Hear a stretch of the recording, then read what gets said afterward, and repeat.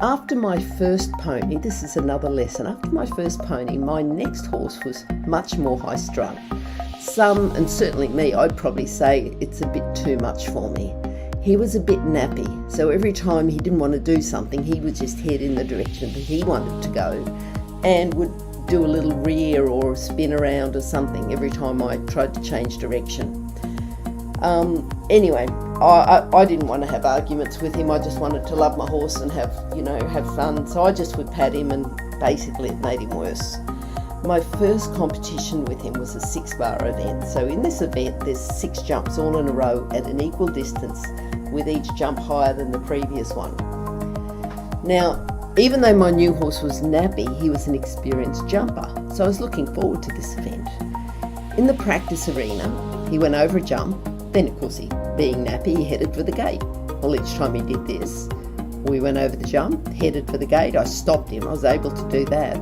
Then I led him back to the other side of the jump, got on, and went over it again. And then he headed for the gate again. I'm sure it would have been quite, obvious to someone who was watching that this was a pretty nappy horse.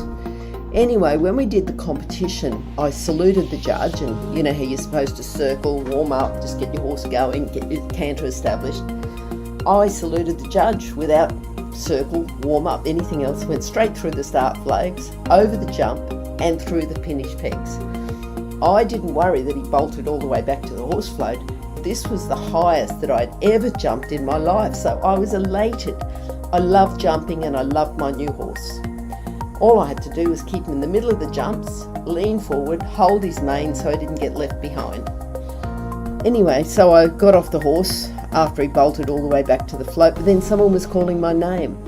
We were clear and we had to go into the next round. I jumped on, he reared, spun around, he wasn't going anywhere. So I led him back, mounted, saluted the judge, and did the same thing again through the start pegs, keeping him in the centre, just going over the 6 jumps, leaning forward, grabbing the mane, highest I'd ever jumped in my life. And then he bolted back to the horse float, except the jumps were higher. So everything was the same, jumps were higher. Well, we had another 2 clear rounds, exactly the same. Jumps higher, all I had to do was keep him in the middle and just hold the mane.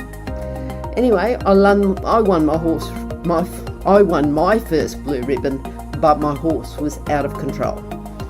So our next competition included a walk-trot race around a race course where the event was held. My new horse was a decent walker and could cover a lot of ground in trot.